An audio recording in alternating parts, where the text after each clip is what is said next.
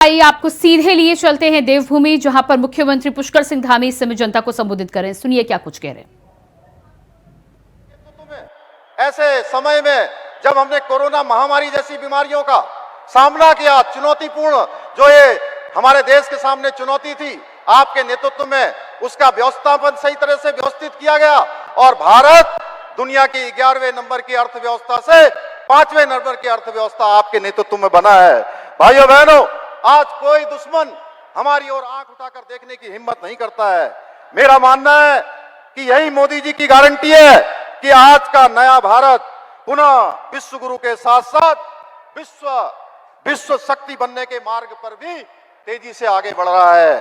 भाइयों बहनों, आदरणीय प्रधानमंत्री जी के नेतृत्व वाली सरकार ने 2014 के बाद वो ऐतिहासिक फैसले लिए जिनकी कल्पना शायद ही किसी ने की होगी, चाहे वो सीएए का कानून हो या कश्मीर के अंदर धारा 370 समाप्त करना हो या हमारे आराध्य देव भगवान श्री राम का भव्य और दिव्य मंदिर बनकर प्राण प्रतिष्ठा वहां करनी हो।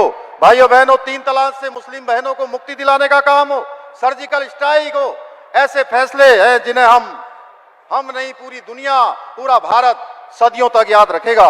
मेरा मानना है ऐसे ऐतिहासिक फैसले कोई ले सकता है तो वह आदरणीय प्रधानमंत्री नरेंद्र मोदी जी ले सकते हैं। भाइयों बहनों, हम सब जानते हैं आज उन्होंने हमारे यहाँ आकर हम सबको गौरवान्वित किया। भाइयों बहनों, और आपका जो उत्तराखंड से लगाव है वो किसी से छिपा हुआ नहीं है। हम सब जानते हैं जिस प्रकार से हम सब लोग उनको हृदय से प्रेम करते हैं, उसी प्रकार आदरणीय प्रधानमंत्री जी के हृदय में हमेशा उत्तराखंड बसता है। भाइयों बहनों, हमेशा उत्तराखंड बसता है। उत्तराखंड के लिए अगर पिछले 10 वर्षों में मैं बात करूं तो 2 लाख करोड़ से भी ज्यादा की योजनाएं यहां स्वीकृत हुई हैं। अनेक काम स्वीकृत हुए हैं जिन योजनाओं के बारे में हम सोचते भी नहीं थे, वो सारी योजनाएं हमको मिली है। भाइयों बहनों, उत्तराखंड तेजी से आज आगे बढ़ रहा है। आपके दिशा निर्देशन में, आपके मार्गदर्शन में हम तेजी से रात दिन काम कर रहे हैं। हमारी सरकार ने भी उत्तराखंड में अनेक ऐसे निर्णय लिए हैं जिन्हें पूर्व की सरकारों ने अपने स्वार्थ एवं तुष्टीकरण के कारण ठंडे वस्तुओं में डालने का काम किया था।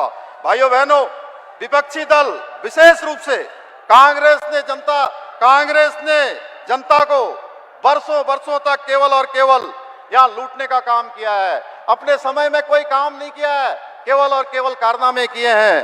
प्रधानमंत्री जी के नेतृत्व में आज जहां भारत तेजी से आगे बढ़ रहा है, भारत चंद्रमा के साउथ पोल पर पहुंचकर इतिहास रच चुका है, वहीं कांग्रेस अपने राजकुमार को बार बार लॉन्च करने की असफल कोशिश करती रहती है। हद तो यह है भाइयों बहनों, जब मोदी जी कहते हैं कि देश से भ्रष्टाचार मिटाओ, तो कांग्रेस कहती है मोदी को मिटाओ और गांधी परिवार को बचाओ। क्या ये ठीक है? भाइयों बहनों, मैं आपसे पूछना चाहता हूं, क्या ये ठीक है? भाइयों बहनों, आदरणीय मोदी जी द्वारा जो अब की बार हमको 400 पार का नारा दिया गया है, वो नारा नहीं है, वो नए भारत की चाबी है और इस चाबी को सुरक्षित रखना हमारी जिम्मेदारी है।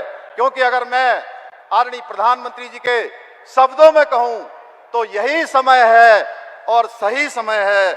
मैं एक बार फिर से आदरणीय प्रधानमंत्री जी का और उत्तराखंड के कोने कोने से आए हुए सभी भाई बहनों का हार्दिक अभिनंदन करते हुए, स्वागत करते हुए, आप सबका धन्यवाद करते हुए और इन पंक्तियों के साथ, क्योंकि हम सभी लोग आदरणीय प्रधानमंत्री जी को सुनना चाहते हैं, मैं आपके बीच में एक पंक्ति कहकर अपनी बात को समाप्त करूंगा। विकास की राह पर निकल पड़ा है देश, विकास की राह पर निकल पड़ा है देश, मोदी जी के नेतृत्व में बढ़ चला है देश। स्वप्न हुए साकार अभी तक, अब अगले की बारी है, प्रचंड बहुमत के साथ फिर से जीत की तैयारी है। विकसित होगा भारत एक दिन, यही रह गया अब शेष, विकास की राह पर निकल पड़ा है देश, विकास की राह पर निकल पड़ा है देश। आप सबका बहुत बहुत धन्यवाद। जय हिंद।